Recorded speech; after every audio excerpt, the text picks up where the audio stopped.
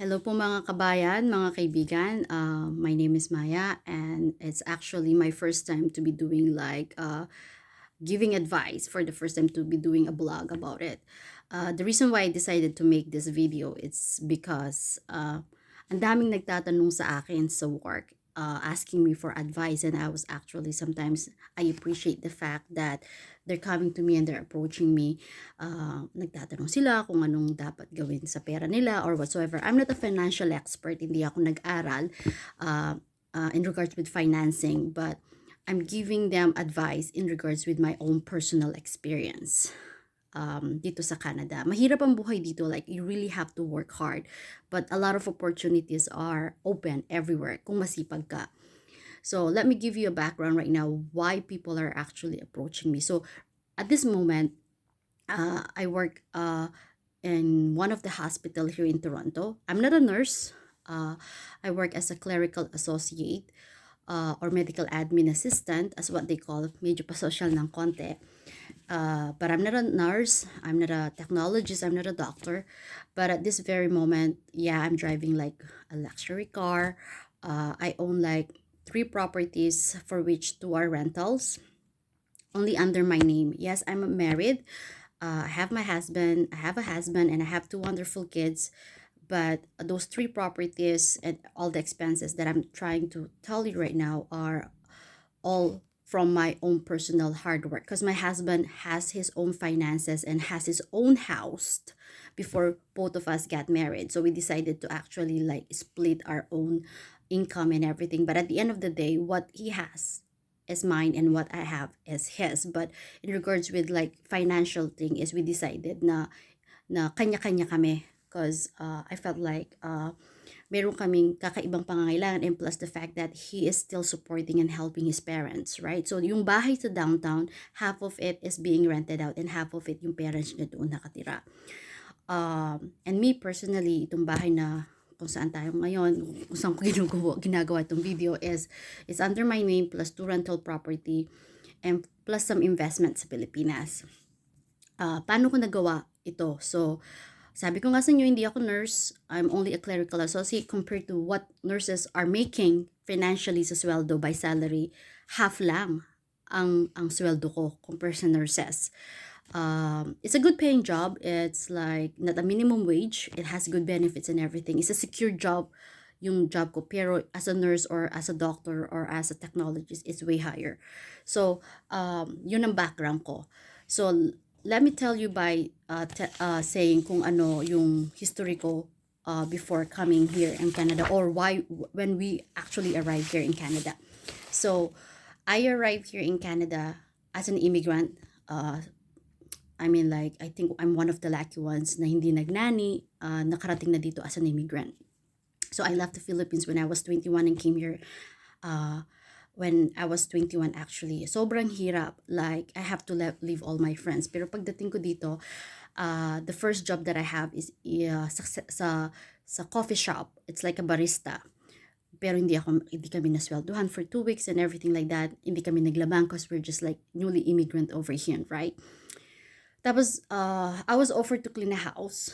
So yun yung second naging job ko. So, the first year na nandito ako, hindi ako nag-aral. Parang ginawa ko is nag-save ako ng money. Kasi wala kang knowledge pagdating mo sa Canada. So, hindi ko alam yung OSAP, which yung OSAP is like yung study now, pay later sa Pilipinas. So, ang ginawa ko is, nag-ipon muna ako ng pera kasi para tustusin yung sarili kong pag-aaral. So, the first year na nandito ako, I work. Like, I work. Like, literally, like, wala akong tulog. I work at Tim Hortons after that. Tim Hortons is parang Starbucks, or I think meron na rin is Tim Hortons sa Pilipinas. So, it's a coffee shop in the afternoon. Tapos, meron akong lilinisan na bahay in the morning. So, bali 3 ang nililinisan kong bahay. Isang MWF, isang TTH, at isang Saturday. So, the first year na ginawa ko yun, nag-ipon ako, and also at the same time, I'm paying rent sa ate ko, right? Like I'm giving like yung share ko dun sa rent. Pero the first year ko dito, like, maglilinis ako ng bahay sa umaga, right? Like 4 or 5 hours. Then takbo ako sa Tim Hortons or dun sa coffee shop. Matatapos yung shift ko ng 11:30. Tapos, makakauwi na ako mga 1:30, mga 12:30 or 1 o'clock ng madaling araw. Then, balik na naman ako noon ng 9 o'clock maglinis ng bahay. So, the first year, nakaipon ako ng around $30,000, which like over ₱1,000,000 sa pera natin noon. That was like 18 years ago, nung 21 ako. Then, the next year, nag-aral ako.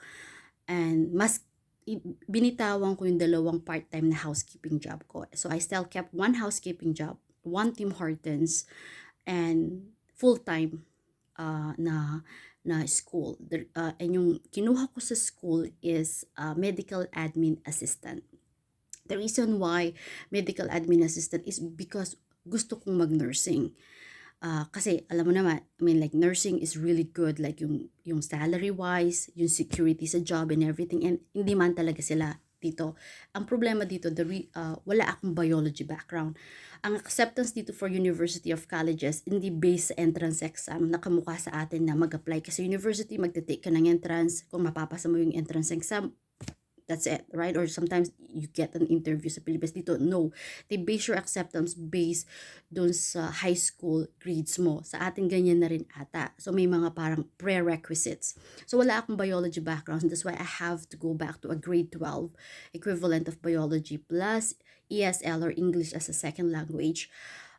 Tapos, sinuggest sa akin na mag-aral ako ng medical admin assistant. This one kasi may medical terminology which can help me to bridge from this course to nursing, which I did, right? Successfully sa diploma. Di ko alam paano ako nakapasa because I have to go to school at 8 o'clock in the morning. Tapos, in the afternoon, I have to go to the coffee shop. And in between my breaks, I have to clean the house. So, naglilinis pa rin ako ng bahay kahit nag-aaral ako. Hindi ko alam paano ako nakapasa. And I'll be honest with you, I'm doing, like, pag nagtatrabaho ako sa coffee shop, I'm actually like doing my own reviewer. Tapos pag nasa bus na ako, I'm actually, dun ako nagre-review. Tapos naalala ko, pag uuwi na ako from the coffee shop, nakakatulog na lang ako sa bus. Luckily, ginigising ako nung bus driver kasi alam na niya ko yung stop ko, yung apartment namin, kung yun yung tinitirahan namin. So anyway, fast forward, yun yung mahirap, di ba? Yun yung aral ka, trabaho ka, tapos may vacant ako ng 4 hours, pupunta ako sa lilinisan ko ng bahay, maglo-load ako ng laundry, tapos maglilinis ako, magdadas ako, magbabaking ko, tapos balik na naman ako sa school para sa isang subject ko. Tapos pag natapos na ako sa school ko, pupunta na naman ako sa coffee shop. Like, sobrang hirap.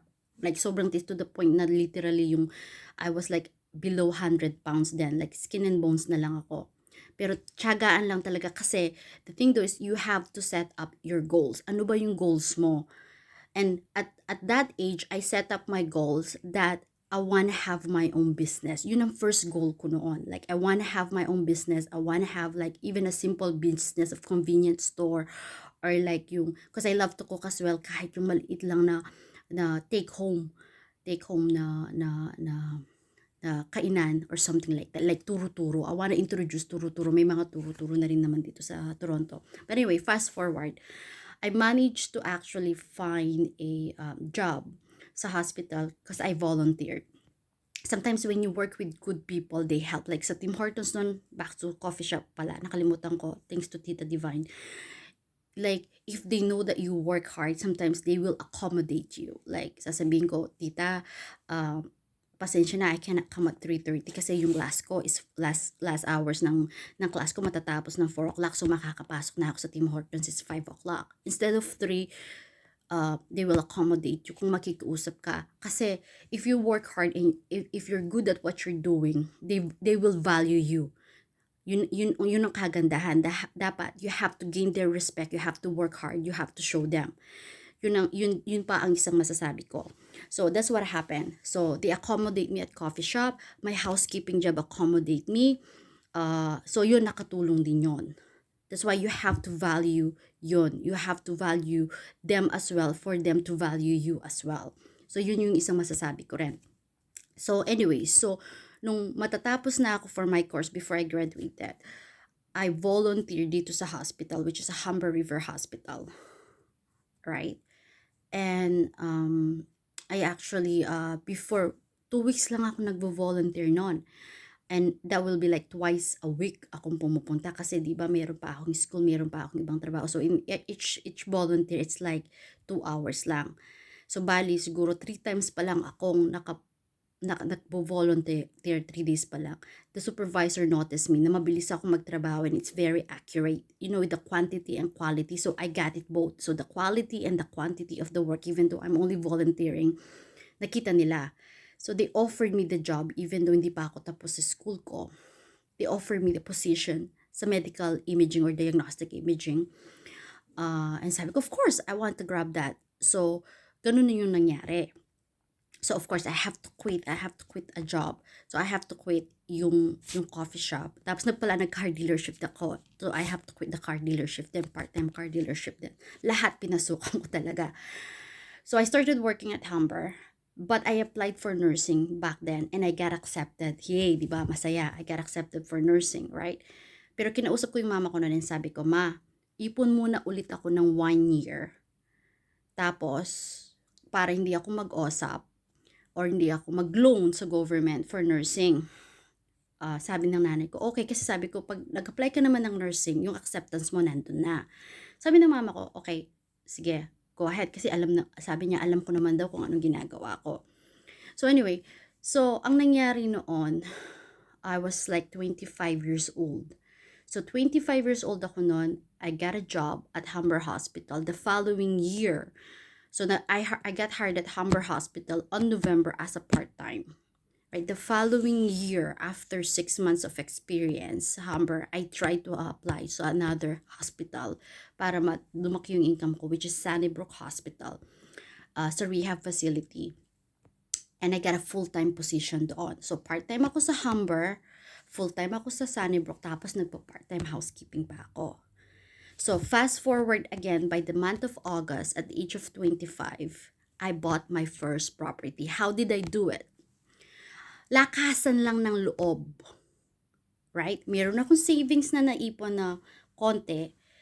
Ang kagandahan lang noon, before, that was like, nung 25 years old ako, it's a zero down noon.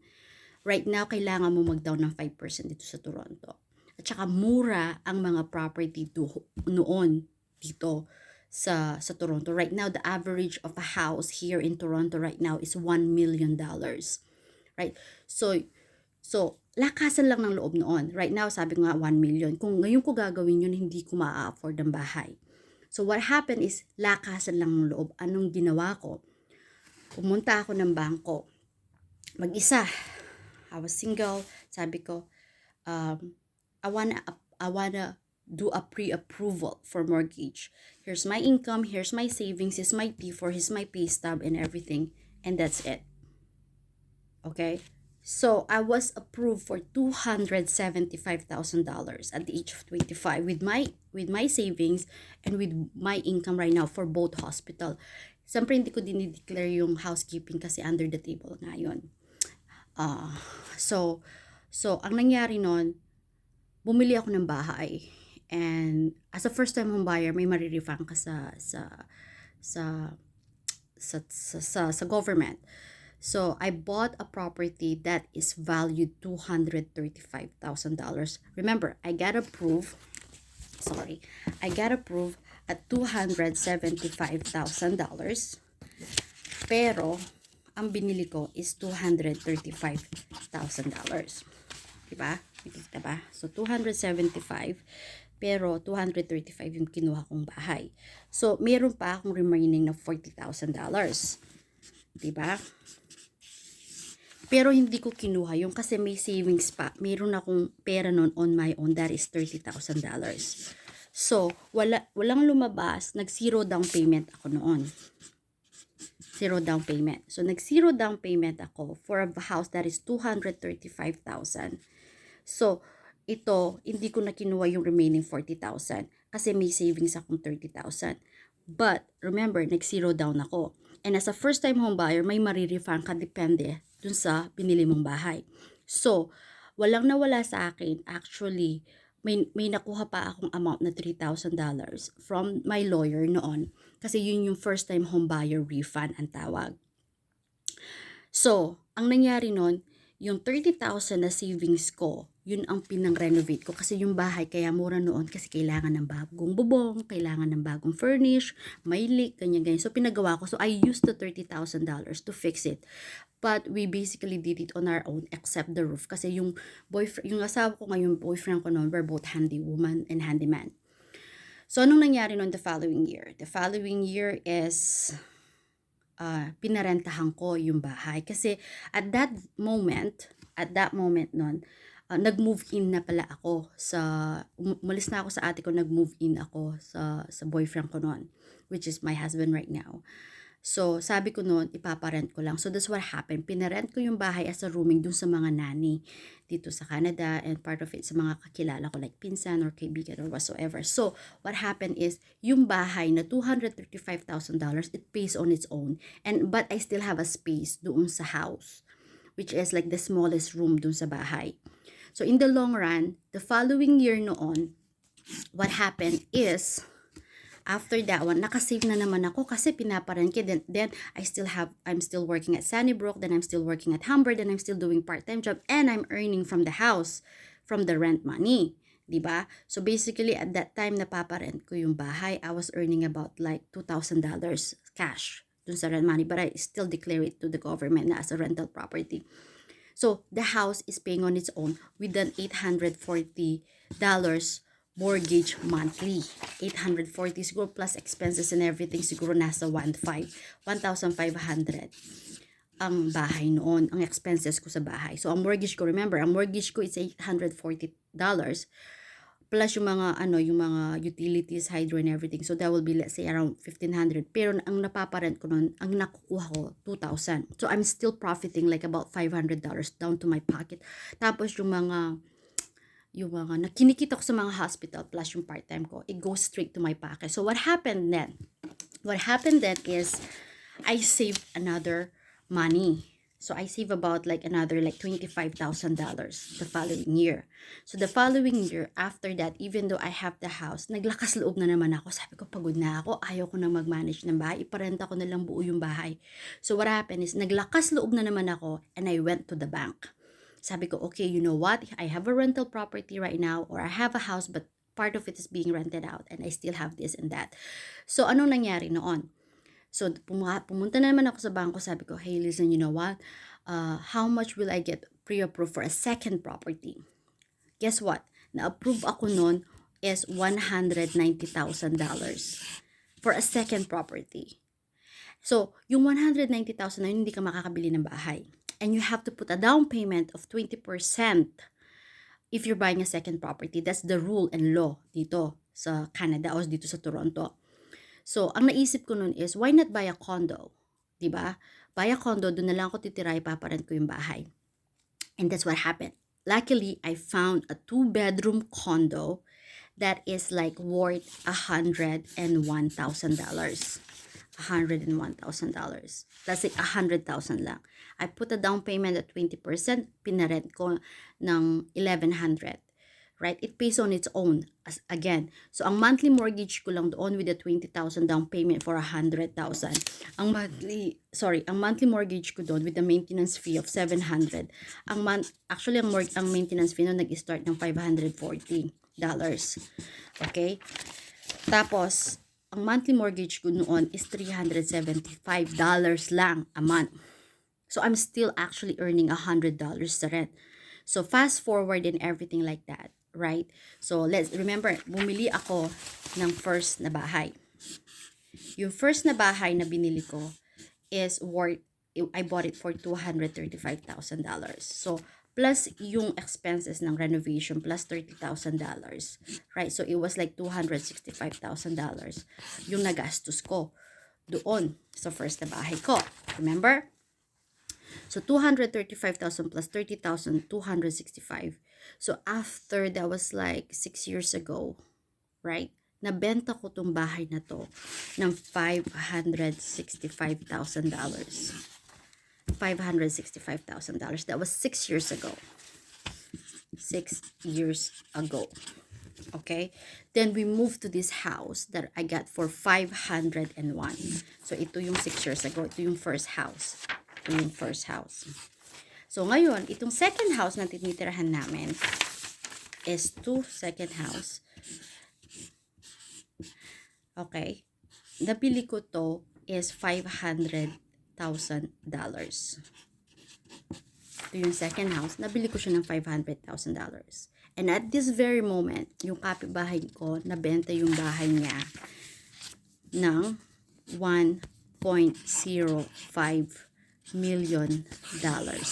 Yun ang value ng bahay na nabenta dito sa kabila. So, remember, yung initial investment ko doon sa unang bahay na pinaikot ko dito sa second bahay is $235,000. Yung mortgage ko, it stayed on the same rate.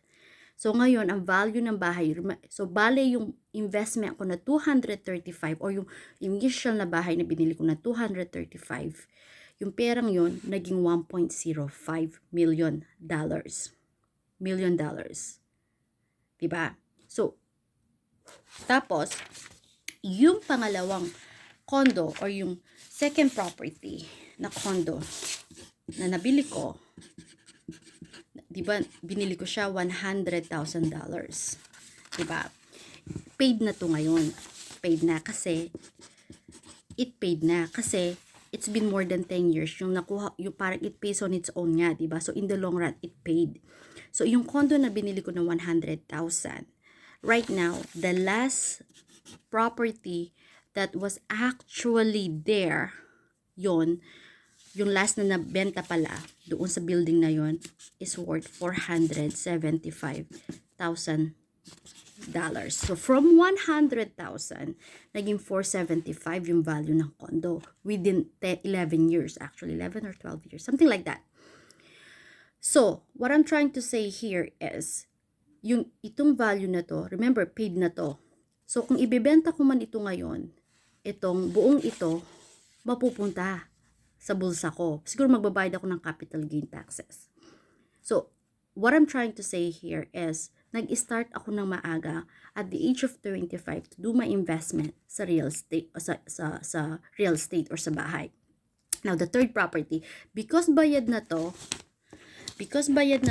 condo ko, na second property, tapos yung value ng bahay ko ngayon is 1.05 on my own, without my husband's help, right? Inikot ko yung pera ko in what I call equity. So, na-build na yung equity ko, diba? With the same amount of mortgage that I'm paying from the time that I started, diba? So, ang ginawa ko, pinaikot ko. Kumuha ako ng line of credit. Parang umutang ako against sa bahay ko na kinulateral ko. Meron akong konting savings na naman. Parang pinakita ko na wala akong utang. Wala pala akong utang. Wala akong line of credit. Wala akong credit card. Siguro ang credit card ko nasa $100 lang or less. So, maganda yung credit score ko. With the same job that I have, without pala yung Sunnybrook, nag-quit na ako dun sa isang hospital. Kinip ko na lang yung isa. Nagpa-part-time pa rin ako ng housekeeping job hanggang ngayon. So, remember, isa na lang ang hospital ko, may rental property ako, tapos pala yung basement ako dito sa bahay, pinaparent ko pa rin. So, anong nangyari? So, balik tayo dun sa third property. Yung third property, paano ko nakuha yun? Paano ko na-achieve? So, yung third property ko, yung third property na condo, I got it for $460,000. So, yung $460,000 na yung $460,000 na yan ang nakuha ko lang last December. And I'm renting it out for $2,150 or 2,000 rent ng $2,150. Yung 460. Yung 2,150 na yan pumupunta dyan plus maintenance fee. So, it pays on its own with the maintenance fee. So, walang lumalabas na pera sa akin kung ano, nagdadagdag lang ako sa tax, ganyan. But anyway, may balik tayo dun sa, dahil nga, so, yung renta, yung condo ko na isa na 100, na nag-start ng 100,000 at ngayon 475, ni-renovate ko last year, naayos namin, naparenta ko ngayon ulit ng $2,000. So, yung isang condo ko na condo 1 or second property, pinaparenta ko ng $2,000.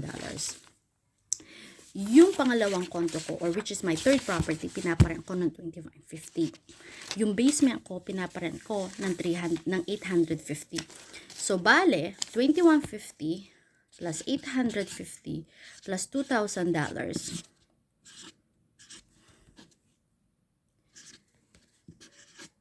So, a month, mayroon akong $5,000 just from my rental income.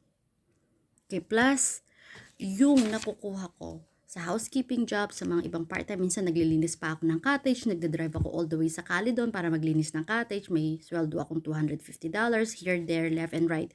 Tapos minsan naglilinis din ako ng, kung may magpa-plancha din ako ng mga 2 hours, may bayad akong 100. So little things like that can help. Huwag kayong mahiya sa under the table job. Mag-assist kayo ng inodoro, magbantay kayo, maglinis kayo ng plato, maglinis kayo ng bintana, mag-drive kayo, kung may sasakyan kayo, mag-drive kayo, mag-cottage kayo, nakakaipon yan. So now people are asking me how can I afford a luxury car? Kasi yun ang unang natanong nila, nakita nila ako, nagda-drive ako ng luxury car. Sabi nila, paano ko na-afford yun? Because I started young, I started at an early age knowing my priorities and goals. My goals is to be like financially stable at a young age na kung halimbawang masisante man ako ngayon sa isang trabaho, I'm okay. I'll be okay for a while bago ako mag-rebound ulit. Or I can sell one of the property and I'll be still fine. And I'll be honest with you, I'm so happy that I did it at hindi ko na kinontinue mag-nursing. Kasi nag-decide na ako hindi mag-nursing kasi if I'm gonna continue nursing back then, another 4 years or 5 years of my life, full-time, mag-school na naman ako. So, hindi ko ma-prioritize yung mga investment ko. Tsaka mas madami pang expenses. So, one of the reason why is that, so at this very moment, I'm 39 years old, people asked me at work, paano ko nagawa yun? How did I manage to buy 3 properties at the age of 39? It's because I started young, I set up my goals, and I actually know my priority. Priority like material things. Do I like a Louis Vuitton bag? Do I like a Gucci bag? No. I've never wanted any of the material things. And because of the fact that my dream car is a Range Rover, right? Yun lang ang pinaka-luxury item or bagay na binili ko because I felt like I deserve it. It was supposed to be a gift for myself on my 40th birthday. So in a way, I'm happy for what I achieved. And again, if I became like, I'm not saying that don't go to nursing or don't go to school or everything like that. Like I always say, everything happened for a reason, right?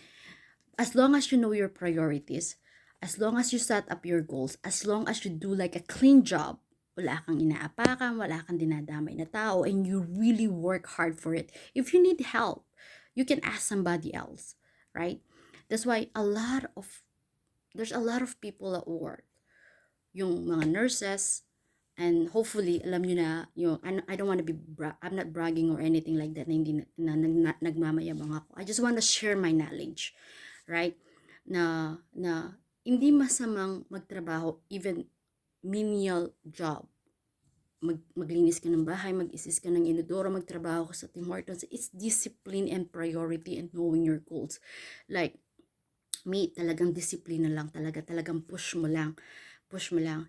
And I'm so happy that at this rate, that I can say that my kids, age 8 and 6, I can sure na they will have like, hopefully they will be a good boy and a girl na talagang maano nila yung schooling din, that they have like a secured future under my guidance, right? With me and my husband, right? So, yung bahay din ng asawa ko sa downtown, we're actually planning to renovate it and rent it out to a 3 units, a flat apartment. So, that's another goal. So, anyway, so, kaya I made this blog to actually explain how I did it at my age right now, only 39, and next time actually I will actually make a video on how to invest actually in real estate based on my knowledge, kung paano nyo gagawin. Okay, so for now, goodbye muna. Feel free to subscribe sa channel ko po. Hopefully it will be an extra income as well if I can get like a YouTube, like YouTube pay and everything like that, or YouTube salary. Like it will be a great help as well.